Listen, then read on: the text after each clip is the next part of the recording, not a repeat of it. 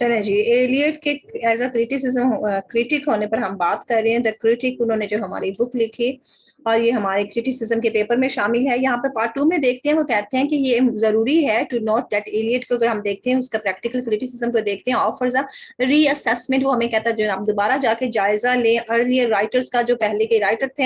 His theoretical criticism, उसने जो भी नजरियाती किस्म की तनकीद निगारी की है हमारे सामने पेश करती है एक रद्दे अमल to romantic and Victorian critical creed का, कि वो रोमांटिक्स और विक्टोरियन ये जो दोनों दौर गुजरे हैं, इन दोनों दौर के जो भी नकात हमारे सामने आए हैं उनके लिए वो दोबारा जायजे को कहता है, उस पर जोर देता है। और वो हिमसेल्फ क्या करता है, अ क्लासिसिस्ट इन लिटरेचर, वो तो लिटरेचर में अपने आप को मिलाता है जाके क्लासिसिस्ट के साथ। वो रोमांटिक और विक्टोरियन के साथ अपने आप को नहीं मिलाता, उन पर वो कहता है जाके जायजे लो, लेकिन खुद चला जाता है क्लासिसिस्ट के पास, क्योंकि याद है आपको जॉन डेन जो हमारे हैं वो क्लासिकल पोइट्री में शामिल है, ये उसके साथ चले जाते हैं।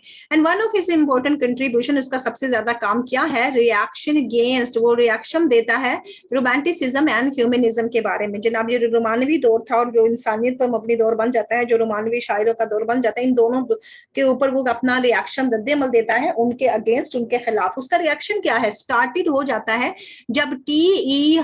हल्यूम से उसका रिएक्शन वाज स्टार्टेड बाय टी.ई. हल्यूम, जब उससे उसका रिएक्शन स्टार्ट हो गया था। एलियट ने कैरीड ऑन किया था, उसने इसको फिर आगे लेके गया था। ये रिएक्शन इससे पहले टी.ई. हल्यूम कर चुके थे और एलियट ने उसको बढ़ावा दिया, उसको एलियट आगे लेके गया था। एंड दस brought about the classical revival, वो क्लासिकल रिवाइवल लेके आ गया both in art and criticism, दोनों के अंदर, आर्ट के अंदर या तनकीद निगारी के अंदर। उसने रिजेक्ट कर दिया रोमांटिक रिव्यू को परफेक्टिबिलिटी के साथ ऑफ द इंडिविजुअल। उसने कहा रोमांटिक रिवाइवल्स क्या कर रहे हैं, रोमांटिक अपनी इंडिविजुअलिटी पे बहुत जोर दे रहे हैं, तो जनाब इस बंदे ने उन सारी चीजों को रद्द करके रख दिया।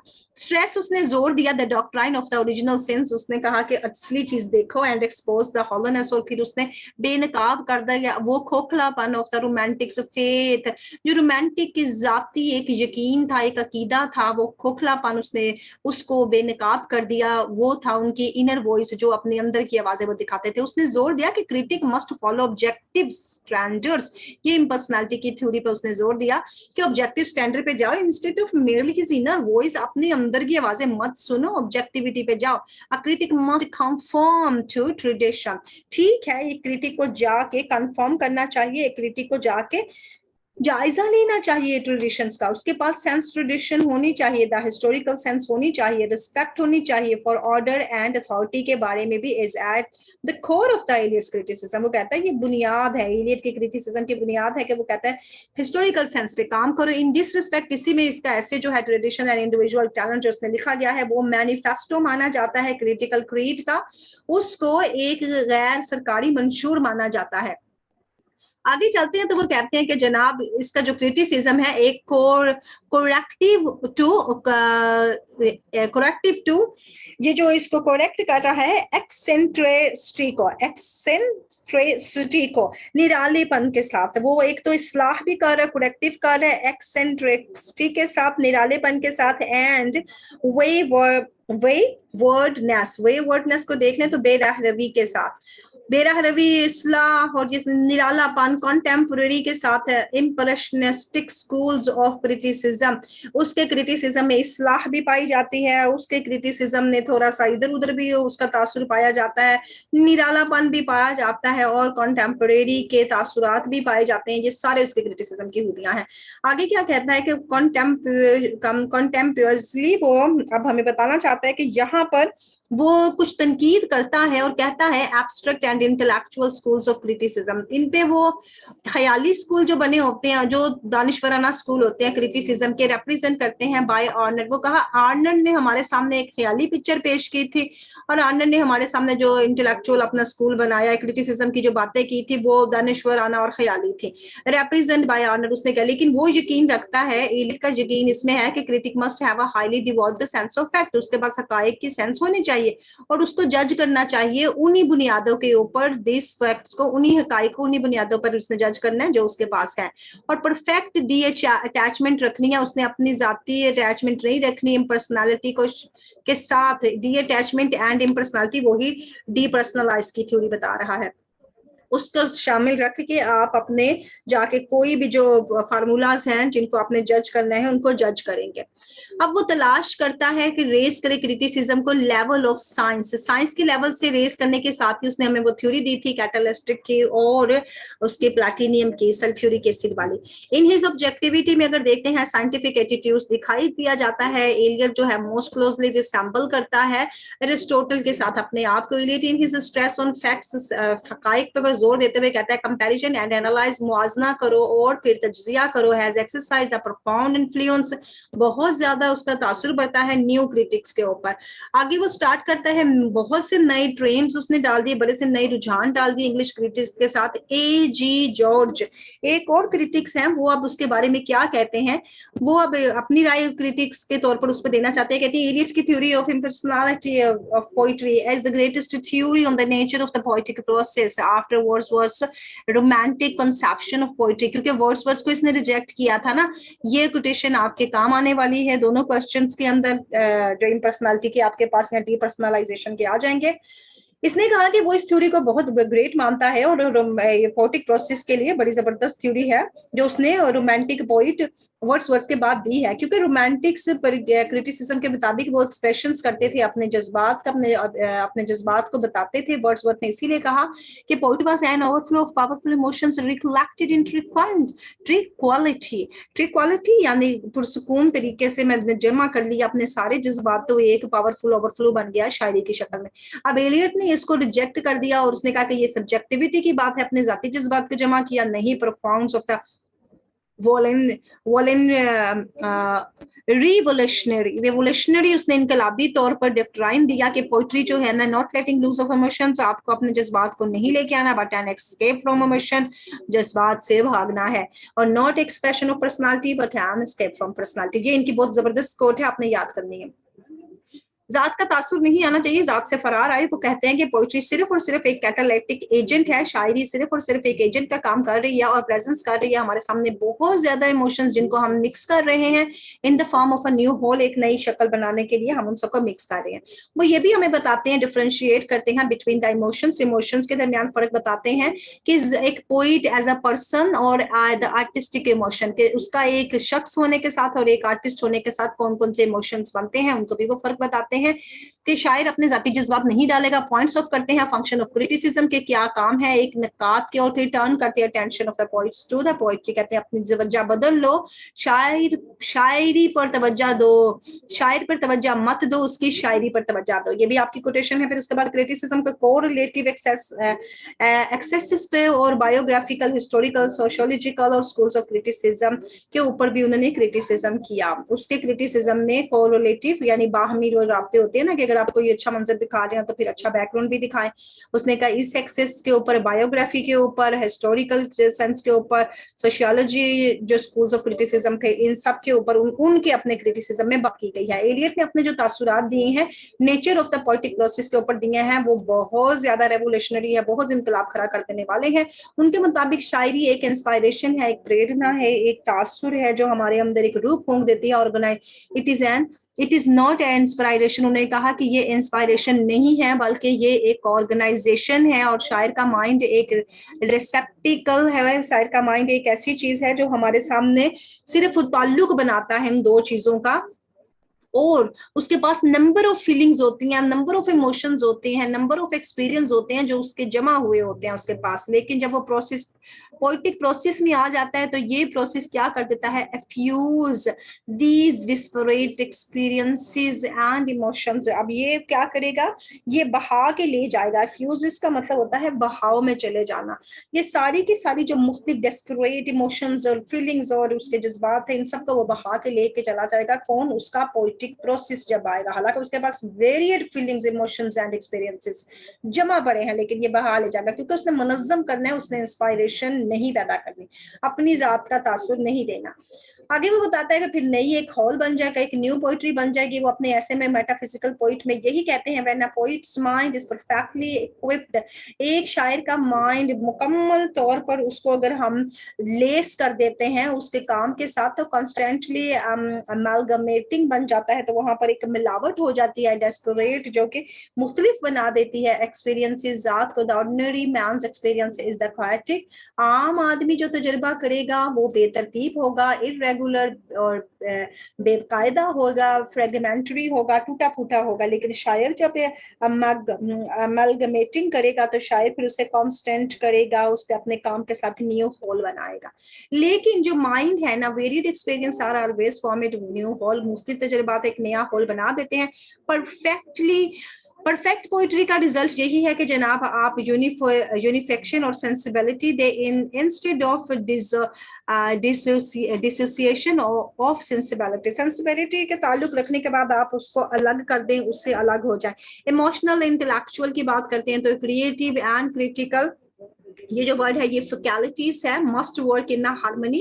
आपकी जो तखलीक वाली काम है, आपकी जो तनकीदी काम है, उनमें हार्मनी आनी चाहिए ताकि वो पैदा कर दें रियली ग्रेट वर्क, एक बहुत ही अजीम काम ऑफ आर्ट का। अप टिल नाउ, अभी से लेके अब तक जितने भी क्रिटिक्स हैं ईदर स्ट्रेस, उन्होंने बहुत जोर दिया है एट प्लेजर एंड प्लेजर के साथ साथ उन्होंने किस पे काम दिया है जनाब, आपको मोरल एडिफिकेशन यानी जाती इस्लाह पर उन्होंने बहुत जोर दिया है। जितने भी आपको क्रिटिक्स मिलते हैं वो कहते हैं जातियात की इस्लाह होनी चाहिए, क्योंकि अ ग्रेट पोइट हमें इंस्ट्रक्ट करता है, हदायत देता है, डिलाइट देता है, बहुत काम करता है। एक अच्छा शायर दोनों ही काम करेगा, हमें हदायत भी देगा और इस्लाह भी करेगा एक ही वक्त के दौरान।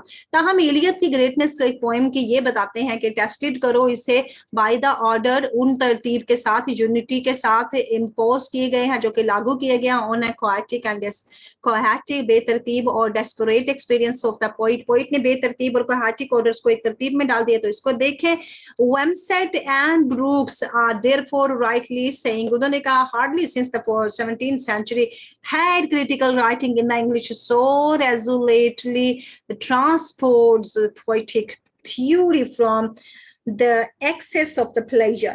अब ये जो इन दोनों बंदों ने कहा कि 17वीं सदी से लेकर अगर हम देखते हैं ना, किसी बंदे ने इतना रेजुलेटली, इतना पुरअज़म तरीके से ट्रांसपोर्ट नहीं किया, मुंतकिल नहीं किया पोइटिक थ्योरी की शक्ल को एक एक्सिस ऑफ प्लेजर पे रख के। प्लेजर क्या होता है? यह हमारा खुशियां, और एक्सिस महवर, इस महवर पे रख के किसी ने ऐसा नहीं किया। वर्सियस जो कि इस बंदे ने कर दिया, वर्सियस पेन्स हमें दिखाई हैं, to that of the unity versus multiplicity कर दी उसने, बहुत ज्यादा, जिसे कहते हैं ना कि मल्टीपल करे तो चीज बढ़ जाती है, हाई हाई करके उसने ये लेवल और थ्योरी हमें दिखा दी। इसी में अगर देखते हैं तो जो एलियट्स की थ्योरी ऑफ पोइट्री दिखा देते हैं, marks a break from tradition, जनाब वो कहता है ट्रेडिशन के साथ अपना ताल्लुक ब्रेक कर दिया। यहाँ पर ब्रेक क्या है? तोड़ना। गिव्स अ न्यू डायरेक्शन, उसने कहा उसने हमें सिमत दे दी लिटरेरी क्रिटिसिज्म में। एलियट ने क्या कर दिया? उसके फॉर्मुलेटेड कर दिया उसने, हमारे सामने एक फार्मूला जो बना के रखा हुआ था number of new critical concepts का, उसने हमें बहुत ज्यादा अपने तासुरात दी और have gained widely currently, और बहुत ज्यादा हासिल कर लिया खालिया तौर पर। exercised a far reaching influence, उसने बहुत दूर दराज तक एक तासुर ले लिया उन क्रिटिसिज्म के ऊपर। जाहिर मशहूर हो गया, कहने का मतलब यही है कि वो उसने मशहूर कर लिया। सिंस ऑब्जेक्टिव कोरिलेटिव, जब उसने हमें इंट्रोड्यूस करवाया कि ऑब्जेक्टिव कोरिलेटिव क्या होता है, डिसोसिएशन ऑफ सेंसिबिलिटी क्या होती है, यूनिफिकेशन ऑफ सेंसिबिलिटी क्या है, ये थ्योरीज उसने मशहूर करवाई, तो वो वाइडली करंटली जो है ना गेन कर ली उसने, शोहरत ले ली, इन्फ्लुएंस लोगों पर अच्छा असर डाल दिया। आर ओनली अ फ्यू, वही चीजें हैं एलियट्स अब एलियट ने इन चीजों के साथ क्या किया? अपने काम को फैलाया। Which have been hotly debated, उन पर बड़ा ज्यादा, हॉटली होता है बड़े शौक से साथ, गर्मजोशी के साथ इन चीजों के ऊपर बहस की जाती है by the host of critic, कोई भी क्रिटिक हो इन पे बातें करेगा। डायनामिक थ्योरी उसने दी है, बड़ी मुतहरिक थ्योरी ऑफ ट्रेडिशन उसने हमारे सामने पेश कर दी, theory of personality of poetry पेश कर दी, ये थ्योरी जो आपके सिलेबस में शामिल है। फिर उसने इंस्टेंस किया a highly developed sense of the fact, फिर इंसिस्टेंस कर दिया, फिर वो जोर देता है कि जनाब आपने हकाइक की एक बड़ी अच्छी सेंस डेवलप हो जानी चाहिए on the part of the critic. जब आप क्रिटिक बन जाते हैं तो आप ये सेंस सेंस रखें, हाईली डेवलप्ड सेंस फैक्ट के बारे में। अब ये जब रखते हैं जनाब have all tended to import, तो फिर ये क्या कर देती है, ये हमें जाहिर कर देती है लिटरेरी क्रिटिसिज्म बोथ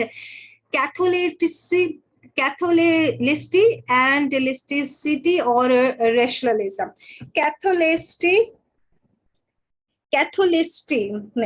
कैथोलिसिटी सिटी आ गया ना, इसके बाद हमागिरियत आ जाती है, इसके बाद और हकीकत पसंदी आ जाती है, रैशनलिज्म आ जाता है। अगर हम इस बात को खत्म करना चाहते हैं, कंक्लूड देखते हैं, तो हम देखते हैं जनाब एलियट का जो असर है ना as a critic has been widely, बहुत ज्यादा है,